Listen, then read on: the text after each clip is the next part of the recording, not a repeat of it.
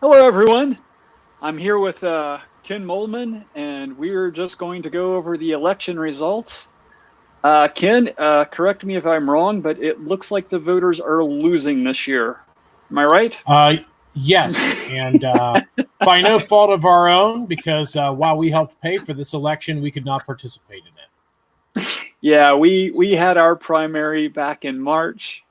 Um, so we already have our candidates. We did it on our own dime, and we didn't cost taxpayers any of theirs. And Yep. you already have some stuff for us to look at. What have you got for us, Well, Ken? I'm looking. So this is in out of the Cincinnati market, so northern Kentucky, and they're just showing the presidential races. Biden's winning Kentucky against uncommitted. Um, I don't I know if these forget people what it got. is under Chrome or Firefox, but can you zoom the browser in? Oh yes, that probably would help, wouldn't it? Because I've got this on a giant screen. This is working. There we go. We're getting bigger. A little better. Yeah, there we go. There we go. All right. And I'm So I'm really enthusiastic about uncommitted. I yes. mean, not all of the larger markets have reported in yet, so I'm Well, thinking uncommitted might pull out a win. let's jump over. I want to look at Lexington and Louisville here because I think these will probably be a little better here. There's definitely more votes reported over here if any because if since. Sorry, go if ahead. anybody has any specific races you want us to look at, let us know. We're just going to start on some of the big ones, and then we're going to go to a few that do actually interest us.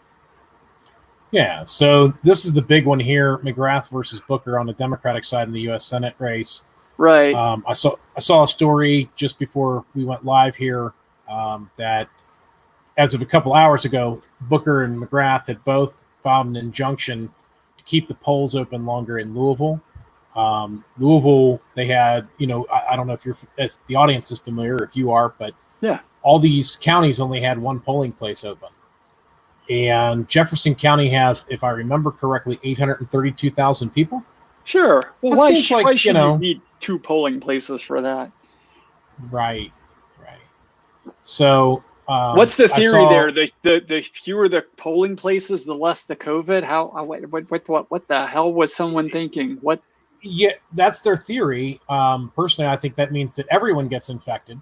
Yeah. Because now, the person that went through fifth in line that was infected, everyone after them now is at risk. Congratulations. Yeah. You've centralized the threat.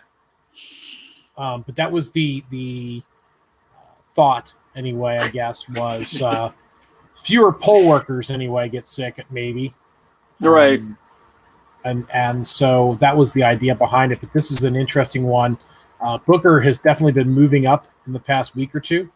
Right. And Amy McGrath is the big incumbent, but basically who the Democrat establishment had backed. Yeah. And That's the. so I was, obviously in the fall, I'm all behind Team Barron, but frankly, I was kind of hoping Booker would sneak in there. I just thought it would be a more entertaining race. I certainly think it would have been more interesting to see, somebody different. I don't know Amy McGrath from anybody else, but she took a run in the 6th district last time around and Right. lost. It looks like she's probably going to win the primary, 34% of the precincts. Now, that all said, an important caveat, I think I was hearing that Lexington and Louisville themselves, Fayette and Jefferson counties, aren't even expecting to release their results until next week. Oh wow. Wow. Yeah. You know Well, what I mean, though is I think Amy getting it's nothing but good news for Brad, yeah, because the same people that the Republicans and Democrats have been failing to listen to for decades, you know, we listen to. The key is I think we got to maybe do a little better job of letting them know we're listening. But we are listening. They're more aligned with us than they realize. You're absolutely right, Joe. Ditch Mitch. Vote for Brad Barron for Senate. Yeah, I was gonna say we're not ditching Mitch today. No. This is not really a surprise. Wesley Morgan's a real nice guy. I met him last year, about this time last year. Nice guy. Look, the Republican Party in the state is Mitch McConnell's party. So there you go. And right. 87% of Republicans in the state that voted today agree it's his party. Right. Yeah, I mean, I never particularly loved him, but after you know me, I'm a sound money, small government guy, and after the huge bailout of banks in 2008, which was largely led by Mitch, I mean, it's just I never even came close to getting over that. Our country will not really recover from that move in our lifetime. No, it's just justified bailouts forever. That's what that did. Absolutely. And I mean, to be fair, it wasn't the first. It was just the biggest and the most recent large one. I mean, probably the largest in my lifetime, for sure. And when the left says, well, you're all for bailing out big banks, I'm like, well, you don't mean me, but those people, you got a point. Yeah. You got a point. Now, looking through some of the other races here, Guthrie's handily winning against Kathleen Free, which when read this way is Free Kathleen, and I just have to ask who's holding her captive. You know what? I asked Randall to reach out to her. I wanted to talk to her. I wanted to see what she was about. I would have had her on the show, actually. Yeah, I don't know. Kathleen, if somebody knows Kathleen, ping Kathleen. I'd love to have her on. Like, we'll have her on tonight. I'll send her a message. She can hop on, tell us what she was standing for, stuff like that. We'll do it. Yeah. You can see her 3rd district, right? This is Louisville, and it's all in Louisville. 0% reporting. This gets back to the whole thing about how they're not planning on reporting anything from Louisville tonight. Wow. Dumb. Which means we're going to have an incomplete primary for the 4th district as well, because the 4th district, the east side of, or we won't have complete results tonight, I should say, because the east side of the 4th district is in Jefferson County. So we're not going to know the final on 4th district either. You mean the east side of Jefferson County is in the 4th district? Yes. Yeah. Yes. One of those. Yeah. Most of it is in a 3rd. The small slice is in the 4th. Sorry. Yeah. Wow. But this is So you literally have people from 2 different congressional districts going to one polling place. Yeah. Yeah. That is amazing. Well, I mean, it happens already anyway in the smaller counties, the ones that end up getting divided. So it's not necessarily out of question. As we talked about before, Louisville, 832,000 people or something live in Louisville. So that's why it's split. Maybe the more impressive thing is there's an entire congressional district in one polling place. Wow. Yeah. Yeah. And more than one. I wonder if an entire one's ever happened before. No. I mean, in the past, in Kentucky's been consolidating these for the past few years and doing the double and triple and quadruple precinct thing. Yeah. But no, typically, I don't even mean recent history. I just mean ever. I mean, no. Maybe the very beginning of the country? Question mark. I mean, maybe when it was small enough that there just weren't that many people. I can't think of why there'd be a scenario where you'd try to cram 750,000 people through one building. Hi, James. James made it on time. Hey, what's up, James? So, so the 4th district will be incomplete tonight, I guess is the point. We won't know the final, but at least right now, it looks like Owensby is going to win the Democratic primary. in the fourth. I don't know if, is manhandling McMurtry in the fourth. I don't know if you've noticed this, but Larry Sharp is just totally riding my coattails. I mean, I had James Toller on, and then Larry Sharp had him on. I had Amanda Billings on. Now, it took twice, but then Larry Sharp had her on. What's with this, Larry? Come on. I don't know. So, but no, no, actually, I caught Amanda on Larry for a few minutes, I think today. Right. And then I got distracted by other things. As we've talked about a number of times privately, I get to watch anywhere between 5 and 15 minutes of these types of shows, and then I'm pulled off to go do something else. I'm honestly kind of surprised my phone hasn't rang yet, which reminds me I'm going to turn my phone off. Just because, that's annoying. Yeah, by the way, I do highly recommend both of those interviews. They were both libertarians drinking coffee, I think it was. But it's Larry Sharp's show. But check out the James Toller one. If you're here in Kentucky, check out the James Toller one. Heck, even if you're not, check out the James Toller one, and check out the Amanda Billings one. The Amanda Billings one was today, June 23rd. But they were both excellent. Thank you, Larry. If this somehow, I know you're not really riding my coattails, but Austin Hickman was pointing out, for what it's worth, at least Maddie beat out Nick. Oh, Massey. Yeah. Yeah. Yep. Yeah. That wasn't a big surprise. For those that don't know, I had received what we called a conditional nomination to run for the 4th district for the Libertarian Party. Right. And that was all on the auspice of, if Massey did not win the primary, I would do it. I received word in late May that he was basically eviscerating Mercury. And so I did not file because I did not feel like setting $500 on fire. And so I have gets worse than with that. $500. After the $500, like, people expect you to run. Oh, yeah. Well, there's that too. So what would you know about that, Rob? What would you know about that? So it looks like in the 5th district, there's only a Republican primary. Right. And Hal Rogers is trouncing Gerardo, who I do know. I've met and talked to Gerardo a number of times. Super nice guy.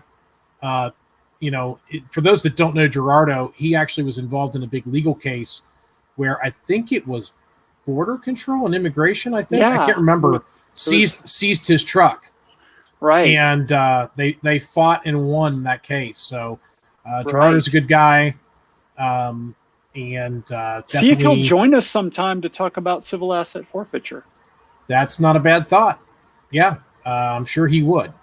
Gerardo is, needless to say, a little well-versed and a particular hot point for him. He's hot on that issue. The only thing I saw about that, I don't know much about him, but he is not your typical victim in that he had the wherewithal to fight. And so many of your victims just don't at all. Yeah. Well, the system hopes that you don't fight. There's all kinds of things built in to encourage you not to fight, not the least of which is the entire plea bargaining system and mandatory minimums and things like that penalize you for fighting. Right. And so, kudos to Gerardo for fighting, because we need more people to do that. Well, a highwayman of any wisdom knows the wise thing to do is to give the victim a way out and live. That's how you play that. You don't want them to fight. Right. You don't want them cornered. Right. Right. Ask any highwayman, any robber whatsoever. They will tell you. I'll get right on that. I'll go ask all my highwayman friends that I have none of. But yes. I guess that we can do the 6th district stuff here, because that's right up here too. The Democratic Party looks like Josh Hicks, who declared actually last year, about probably 10 months ago. Wow. From now, he declared. I know it was while John Hicks was running that he declared, and that's why I took note of the name. I'm like, that'll be a little confusing. Yeah. But looks like Josh Hicks is pulling 70% in the Democratic primary. Oops, didn't mean to highlight everything. And on the Republican side, Andy Barr with 94%. I don't know if you know Jeff Young, but he's a friend of mine too. Jeff is 3.3%. Yeah. So yeah, he's at Jeff, 3.3. Jeff very generously gave a book to our D6 chair. And I wound up, like, it kind of got abandoned at an event because we ended up not creating a chair, and I ended up taking it home and had to make some calls. But Jeff, if you end up hearing this, I did get it to the D6 chair. Nice. So that it did make it there. Nice. And I don't know who Chuck Eddy is, but he's pulling 2.5. So that's those. Oh, we do have some Senate races down here. How exciting! Woohoo! Looks like the anti-incumbent vote is currently split in the state Senate race for 21. The incumbent is the beneficiary. By the way, they should take a moment to stump here for instant runoff voting, where nobody wins with less than 50%. If you don't know what that is, instant runoff voting or ranked choice voting, definitely recommend it. We used to actually have runoff for the gubernatorial race in Kentucky, but it was a top 2. So they eliminated that approximately, when was that? 2012 or something like that. They got rid of the top 2 runoff in the gubernatorial primary. That was the only place where we had any sort of runoff. 29 looks like there is no incumbent. I don't know where 29 is because I don't memorize these maps. Right. But that's interesting. What? There's no. Oh, you know what? I bet it's a Democratic seat. I bet that's why there's no incumbent. As far as I knew, there wasn't a retirement. So we need to find how Senate 7 is doing. That's what I'd like to find. Yes. I don't know exactly how to find that though. Rob, if you want to do some quick research there, I couldn't find anything. This doesn't look great for our friend. Let me screen share. Screen 2. All right. It looks like Katie Howard is, well, this is just with 2% reporting. This doesn't mean anything. Yeah, I've got an itty bitty screen here, so I can't see. Okay, there she is in second place. Yeah, with 21.42. But with just 2% of the precincts reporting, it really doesn't mean that much. I pinged Adrian earlier. I think she told me that it looked like she was behind in the smaller precincts and ahead in the larger precincts. So that's a good thing. Yeah, that's a good thing. I told Adrian she could drop by if she wanted to. I don't know that she will. Yeah. But I always enjoy talking to Adrian. Adrian's awesome. I met her for the first time at a Take Back Kentucky meeting in 2011 when I was running for state treasurer. So go back a long way. See if I can add yours back. Why can't I add yours back? There we go. Okay. So let's see here. Yeah, these are other districts. I don't know any of these people. And they're all tiny anyway. Nothing's getting reported. Let's see if State House is going on here. It's bad news, Russell James. Weber. It looks like Amy's winning. Amy wanted Amy to lose. But not yet anyway. And Rob, I'll tell you, they were predicting that McGrath would win the early and that Booker would win election day. Interesting. So that it's going to depend on the balance there. That Booker's going to pull more, actual voting on election day. This crazy concept we had until this year. So we'll see you know, that's reading Hickman's. That's really good. Yeah, Booker at least isn't blue female Mitch. Right. Well, and I assume he means by that, you know, beholden to special interest. She's had a lot of special interest money poured into that race. Yeah. And but you know, that's the thing is, yeah, I would rather see Booker, but you know, from a completely selfish perspective, the Democratic voter loss is our gain. Yeah. It's all a matter of what's your goal, right? I mean, not personally, I'd like to see us have an actual runoff system, and then just everybody puts their best candidate up, and we just roll with it. But, right. You know, which reminds me, we'll go back up to the top, but I don't think McGrath had 50% of the vote. I think she was under 50. Wow. Another reason why, you know, we should have a runoff system. Sure. Let's see here. Going down through, here's one. That must be a Democratic seat because there's no incumbent. Congratulations to Matt Lockett, who appears to have that locked up. No pun originally intended. Yeah. My attraction to ranked choice or instant runoff is just I feel like voters get to better express what they want, and you don't have the fear of the greater evil. And you know, even when we were doing our polls for the you know, our VP pick, you know, not at convention, but before that there were some informal polls, and some of them were ranked choice. Yeah.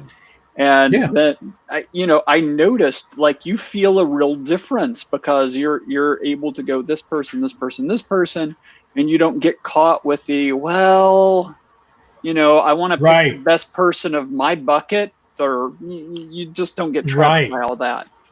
So I'm grabbing a couple of the ballots that we had at our state convention, Rob, just so that people who may not be familiar, and I'm going to stop my share here. Or can you just put me up so I can show people what these look like? Let's see. How do I do this? I put this, and then there's a way I can remove me. Let me. Aha! Here's how you do it. Aha! Eureka! It's all about Ken now. See this? That's right. Taking over. No, so the ballot here, we had a lot of people running for our nomination, as you can see, and these are actual ballots that were cast in convention. You can see that this person here chose only 5 and then stopped voting, which is completely legitimate. This person here did 1, 2, 3, 4, 5, 6. This one was 6 here. And this one, they decided to do basically everybody, which is totally legitimate too. Wow. Right. So, yeah, it's I'm pretty sure that you sunk my battleship, but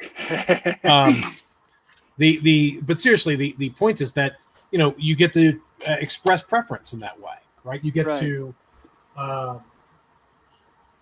there's nobody wins without getting a majority.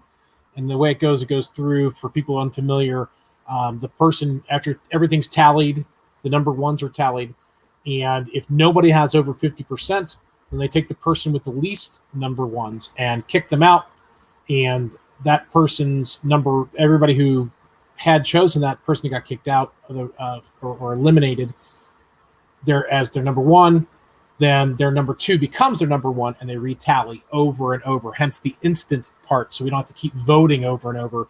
The ballot is cast one time. And the advantage to that is there's never going to be someone who wins with less than 50%. Right. And that's absolutely, I mean, we see it here tonight. There were a couple of races above that candidates didn't have 50% of the vote. Right. And going down through here, oh, here's an interesting one. Check that out. An incumbent got beat. Neat. Well, let's show Neat. it. Where are you? Let's see. There we go. It always entertains me greatly when an incumbent gets beat. Yay. Just because it's such a rare thing. I don't know who Chad McCoy is, but apparently he made 39 too many people angry. Right. That's that. So how cool is that, though? That an incumbent actually got beat. That's a rare thing, folks. I'm sorry to say why I'm so excited about it, because it's rare. Yeah, I mean, we don't. I don't know Donald Thrasher. For all I know, we're cheering a neo-Nazi, and I hope not. I hope he's a real awesome guy. People say lots of stuff about Kentucky, but generally, as far as I'm aware, we haven't elected any of those. So right. Yeah, this is what I normally expect in an incumbent race, right here. This David Osborne picking up 85%. That's a pretty typical result in Kentucky. So let's jump up back to the top here. Right. Let me reload this because I want to see. I do not want to see what today's refinance rate is. I want to see. Oh wait, go back. What was it? 2.53. It was actually pretty good. Nice. Yeah. Just so you know, closing costs have gone up. This is the last time we refied. If you did it, not that I know from experience or anything.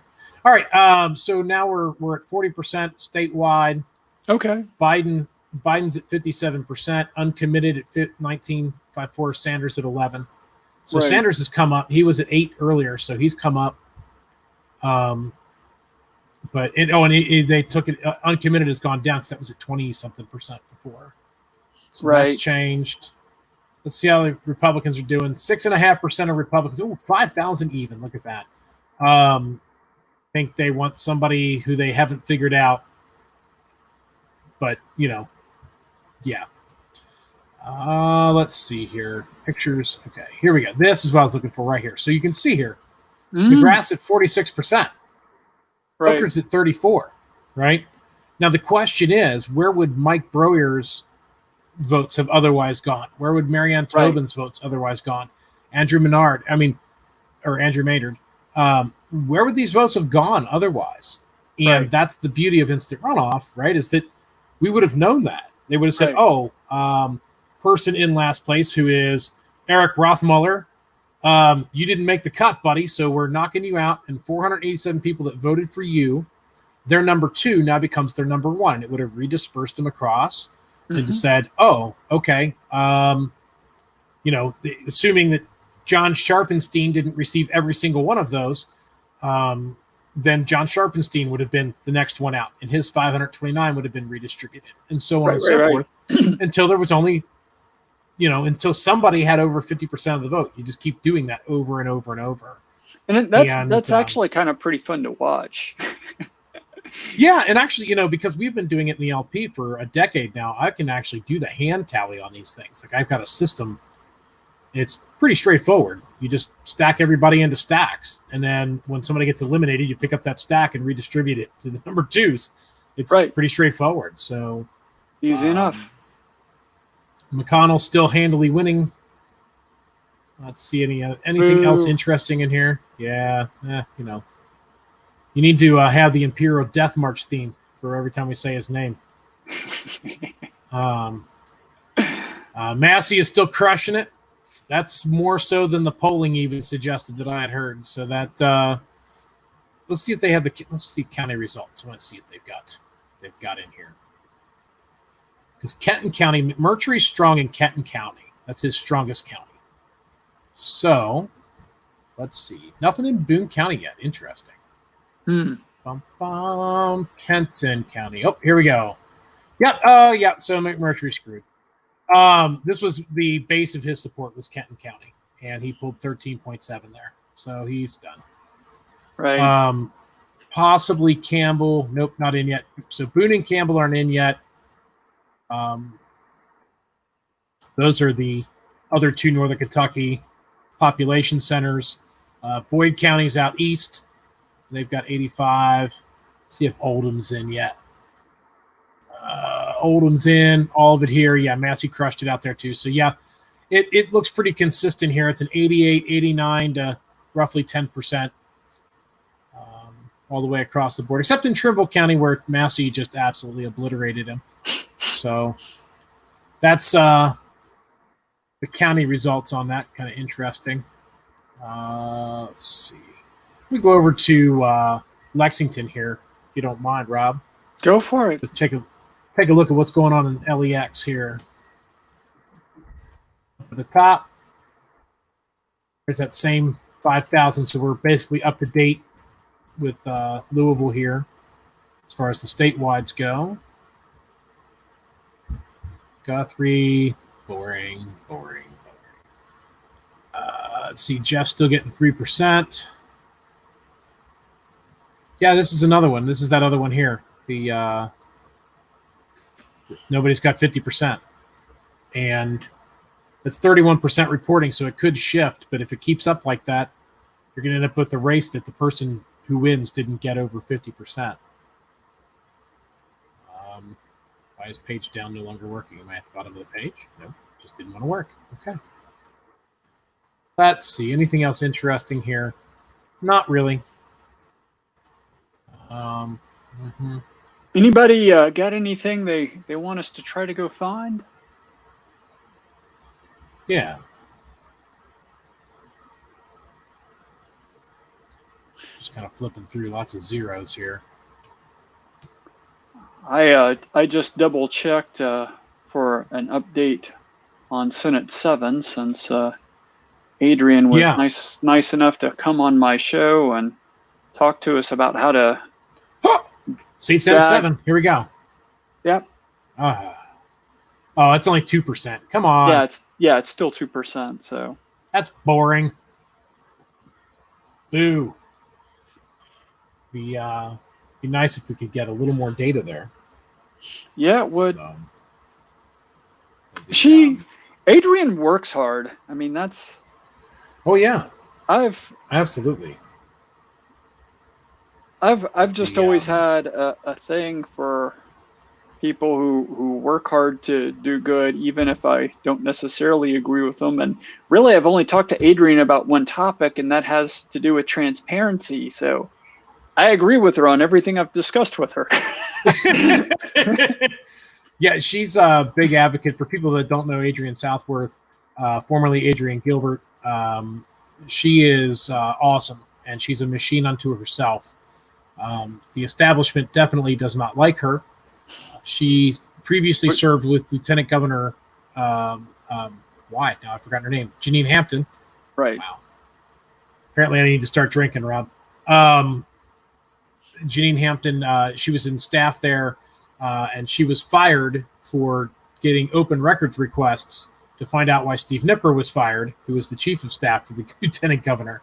So she's a great person. She's very committed to transparency and making things better in the state. I hope that she pulls it out. She's, down 150 votes with 2 whopping % reporting. So we'll see what happens there.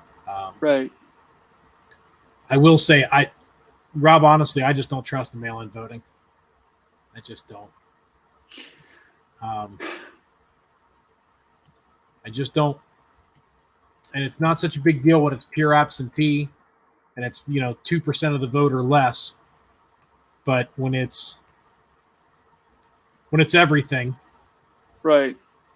I don't know, man. It's there's been plenty of instances where ballots get lost, ballots get found.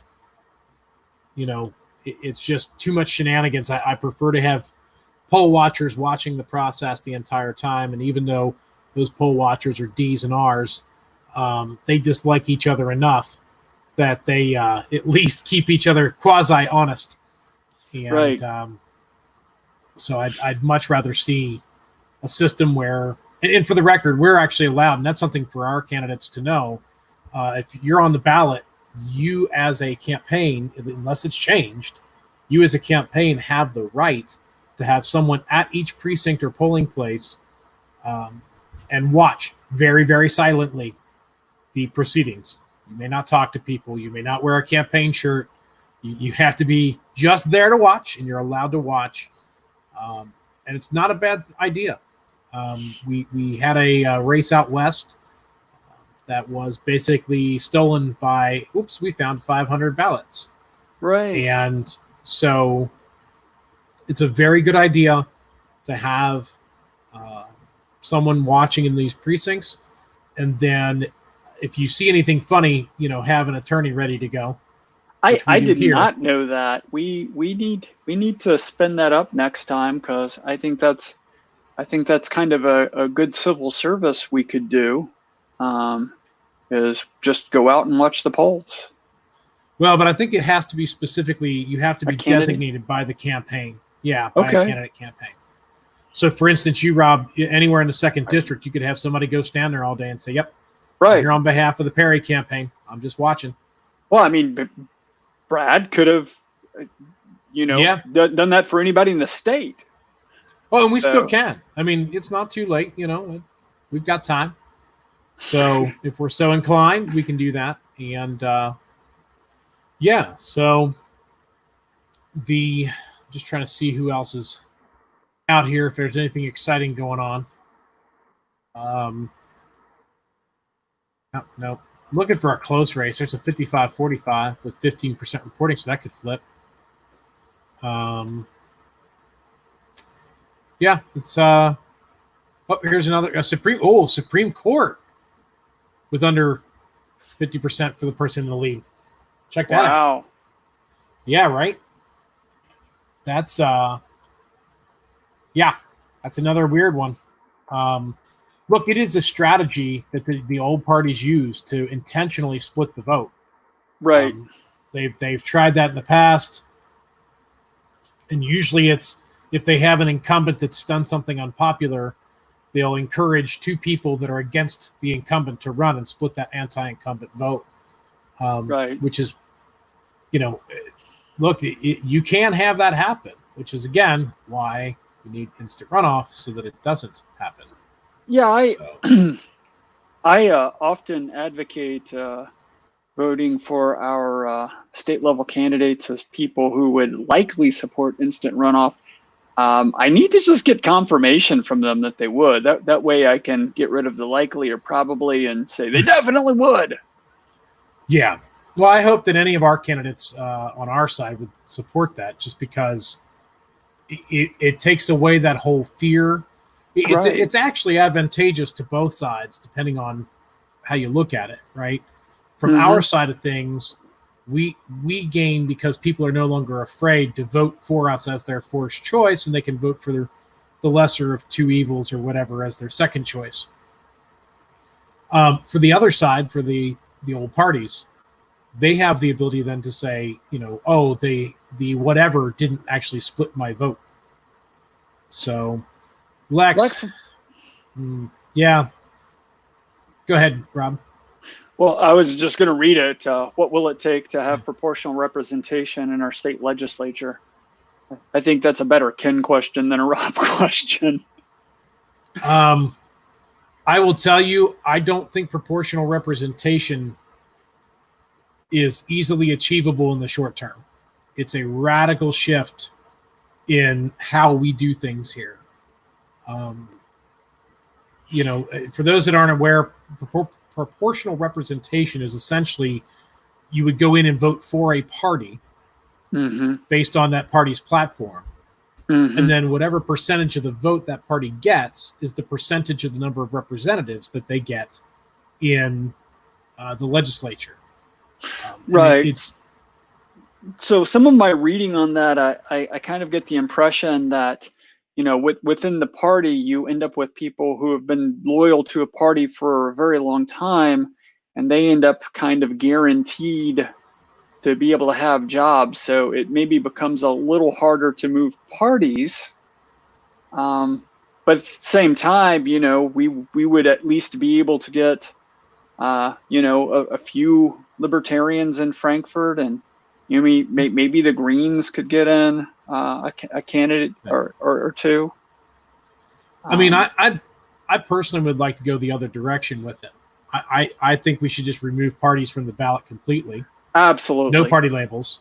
We should be voting for people, not parties, in my opinion. Right. And we also should have more representation. A interesting statistic in the Constitution. They were originally going to, they have the thing about how no district will be less than 30,000 people. But there was also a proposal to have a cap. That cap didn't pass.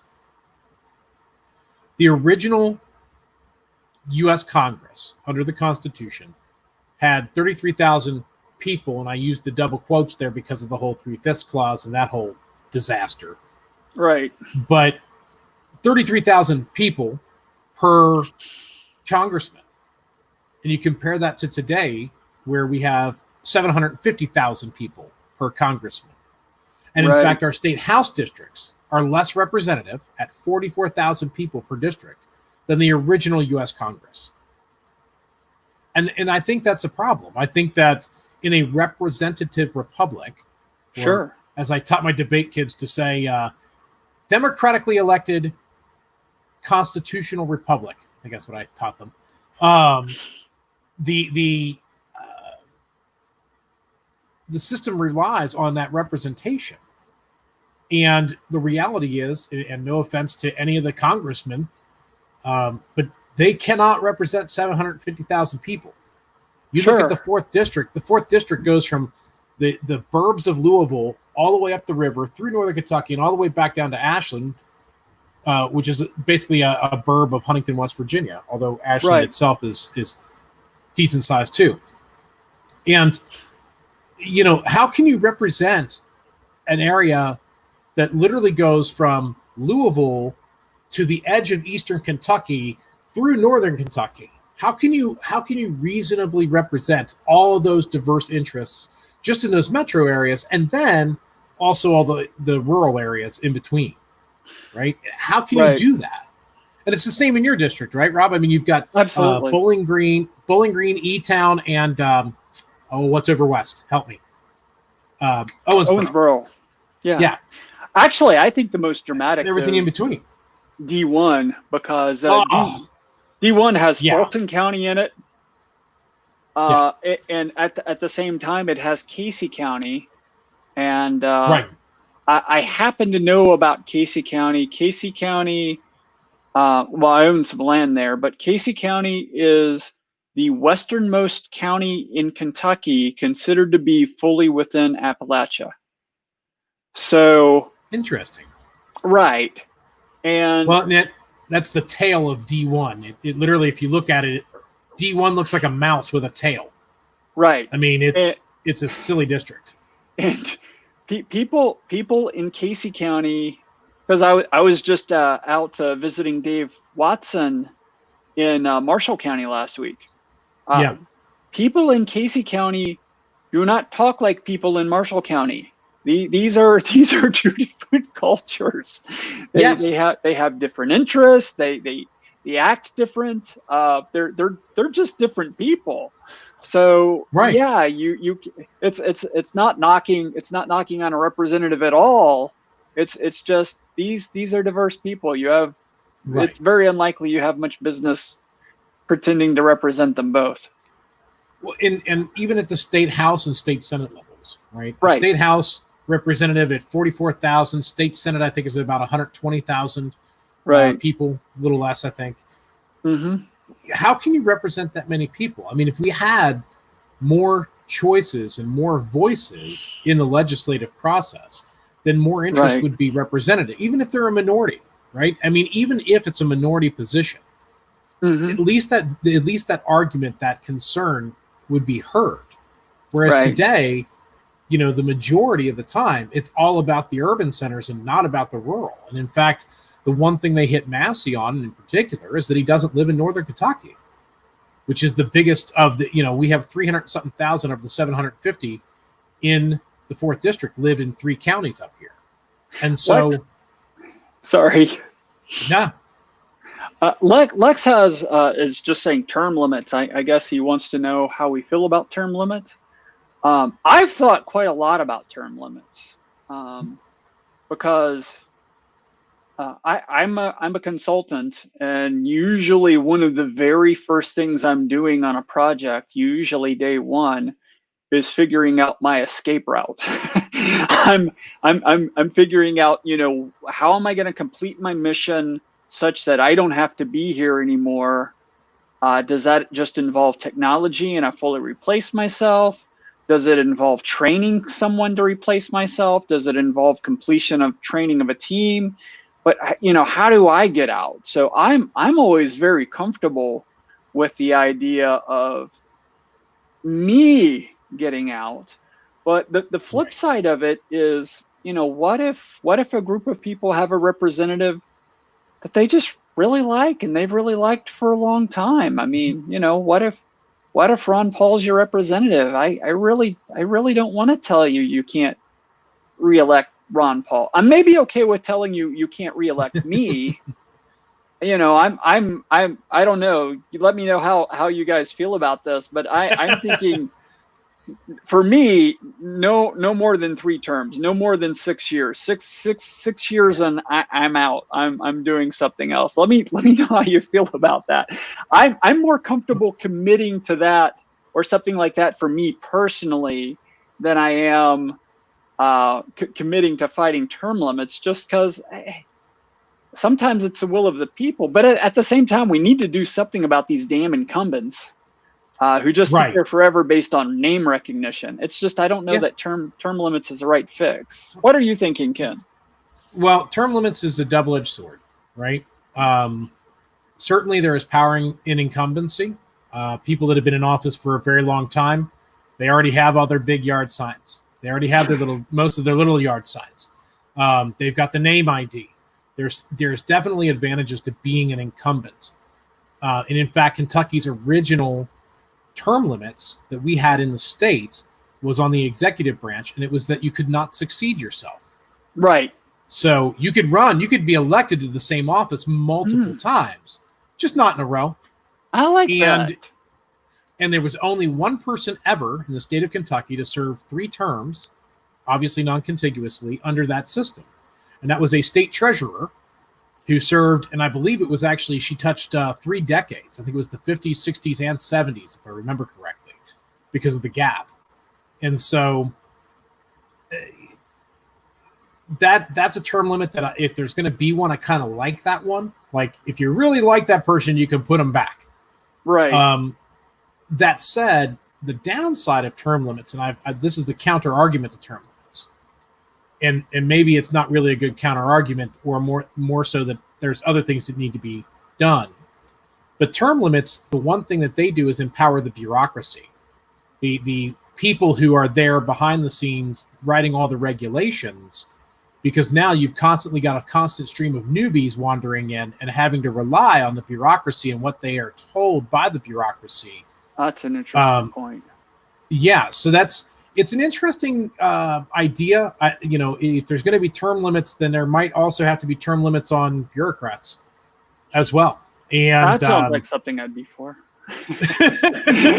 And so I don't know how that would look. Hey, come work for the government for 4 years, and then you're definitely not going to have a job. Yeah. But at the same time, the modern era, people don't really actually work anywhere for 25, 30 years anymore. So maybe that's a more realistic thing going forward. Yeah. Honestly, for me, 2 years is actually a long time. Like a 2-year project for me is a long project. I do them sometimes, but I've had the same employer for a long time, but I'm always working on different projects. I would get a little stir crazy after a couple of years. Right. So, I have the same major clients. One of, if you look at the last half decade, definitely my biggest client in that last half decade is in Dallas, and he probably places me like 80% of the time, maybe 90. Yeah. Well, that makes sense. Sure. Known quantities. Business. Yeah. Repeat business for you, and term limits is an interesting topic that does need to be discussed, but it's a little bit more. And you're right, Jacob. That's exactly it. I'd rather see us look for rank choice first, so that people don't feel trapped by I'd like to vote for this person, but I've got to vote for this person stuff. And another big one is straight party ticket voting. We're one of only 8 states left in the country with straight ticket voting. And we got to get rid of the straight ticket. We got to add RCV, and let's just get rid of the party altogether on the ballot, like Ken suggested earlier. Yeah, I mean, and Jacob, you're exactly right. The term limits in Ohio, they have term limits at the state legislative and state Senate level, and literally all they do is bounce back and forth between Senate and House, Senate and House, Senate and House. every Right. 2 terms. They're just bouncing back and forth and trading off. It doesn't. The real problem is that, people have to. I think making the district smaller makes it more winnable for normal people. Right. I believe that ranked choice voting empowers people to not feel pressured into voting against X, but voting for Y with Z as my backup. And I think that while I'd like to see party labels removed, I don't think we're going to get that, but definitely get rid of straight ticket voting. Oh, well, yeah, Jacob, I mean, that's the way it used to be. Ballots used to be a blank piece of paper. And then the parties started handing out pieces of paper at the precincts. That's what the term precinct captain comes from. That was the guy or woman who stood at the precinct and said, here's who I'm with, the whatever party, vote our ticket, right? That's the piece of paper that they would give you, because they would give you a blank piece of paper, you just write it down, but you could also come with it pre-written down and just drop it in the box. And all the races went into one box. And so the parties started putting people outside the polling places saying, vote our ticket. And then you've heard the term splitting the ticket is when you tore someone out. So that's where all these terms came from, right? These are old legacy terms from a entirely different way of voting that we used to do a really, really, really long time ago, that then got institutionalized, codified, controlled. And then, some of the worst reforms came in during the Boss era, where, they started trying to limit all the particular individual powers. And instead, what they did is they shifted that power base, that structure, to empowering the parties instead. And then combined with ballot access laws, you ended up with basically only 2 competitors, 2 primary competitors. And you saw a bunch of the smaller parties consolidate into the larger national ones. But, minor parties, small little parties, regional parties still exist. In Cincinnati, the market I live in, over across the river in Cincinnati, they have what they call the Charter Party.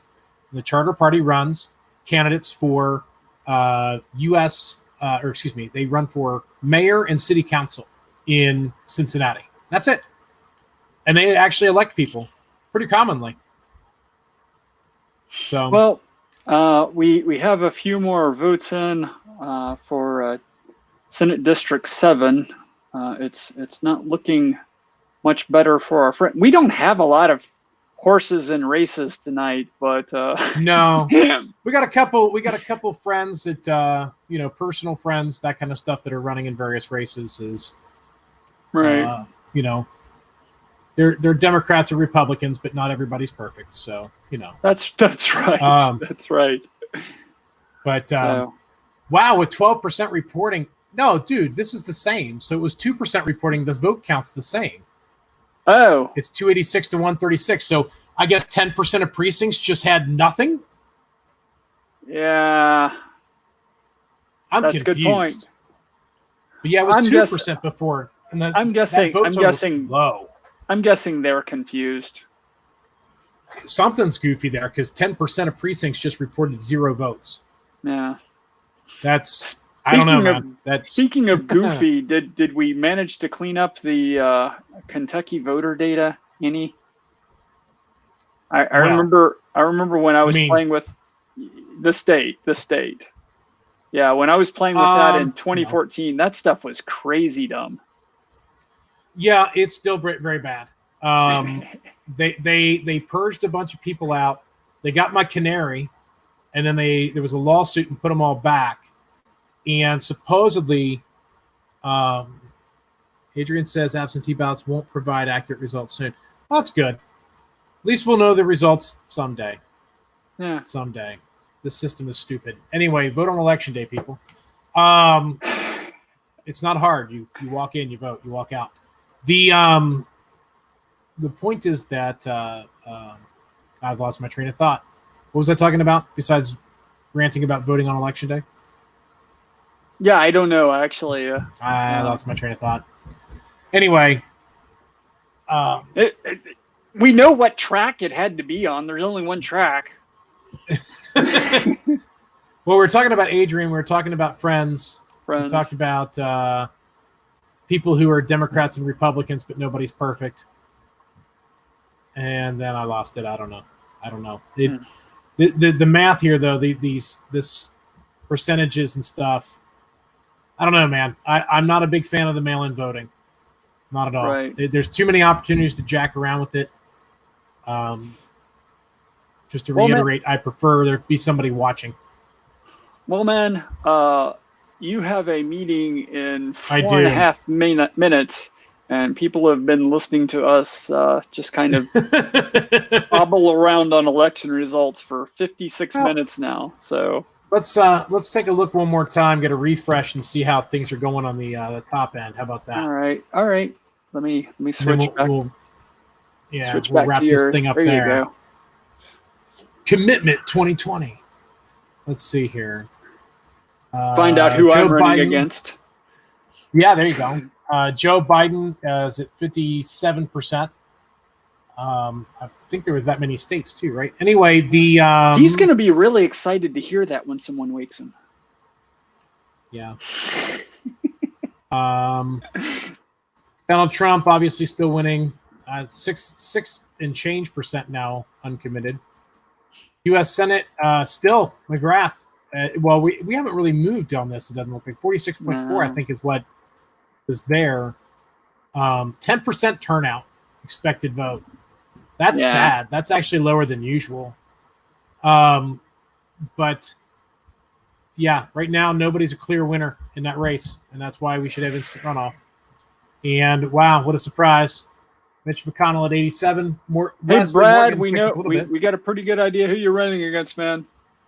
Yeah. Unless something crazy happens, it's McGrath, McConnell, and Barron.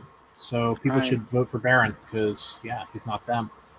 And if for no other reason than he's not them, you're going to have Brett Guthrie. I'm sure you're shocked.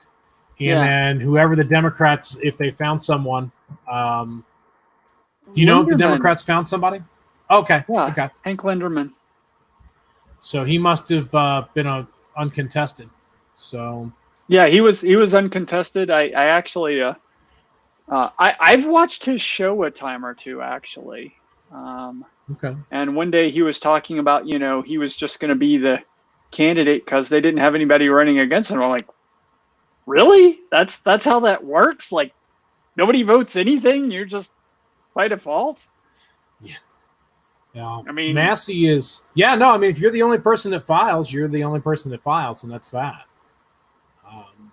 Massey is still whomping it in the 4th district for the Republicans. Right. Well, like we mentioned at the beginning of the hour. I mean, I think we did anyway. We actually have people give notice speeches sometime. Yeah. There's no such option in a primary. Right. I think that's good. I think a party should be able to say, if these 3 guys and this lady is all we have to choose from for running for this race, we're just not sending anyone. Yeah, I think that there's something to be said. I think Nevada had it anyway, a none of these option.